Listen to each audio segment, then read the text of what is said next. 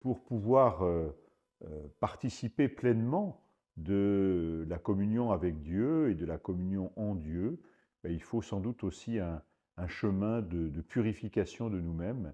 Et c'est cette notion-là qui est présentée à travers le purgatoire.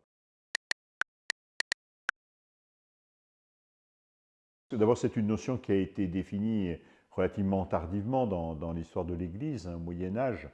Et il ne faut pas le voir comme un lieu, mais plutôt comme un état, une transformation. Si nous sommes tous appelés à la joie de Dieu, à la joie de la communion avec Dieu dans le ciel, ce qu'on a appelé le paradis, les mots sont toujours pauvres et limités pour cela. Il y a, nous le savons, la possibilité, parce que Dieu nous veut libres et que nous ne sommes pas des marionnettes entre ses mains, il y a toujours la possibilité de refuser le don de Dieu.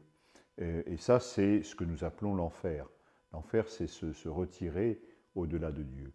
Mais ce que l'on comprend aussi, c'est que ben, dans notre vie, nous ne sommes pas parfaits, nous avons aussi bien des défauts, bien des péchés, et que ben, pour pouvoir participer pleinement de la communion avec Dieu et de la communion en Dieu, ben, il faut sans doute aussi un chemin de purification de nous-mêmes.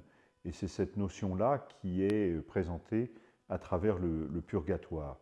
Donc le purgatoire, ça n'est pas une sorte d'épreuve supplémentaire qui nous serait infligée ou pour nous faire payer nos fautes passées, mais c'est plutôt se dire, pour pouvoir vivre pleinement de la communion avec Dieu et de son amour dans la communion des saints, ben, il nous faut aussi nous purifier, nous débarrasser de tout ce qui nous a alourdis, de tout ce qui nous a fait mal dans notre existence.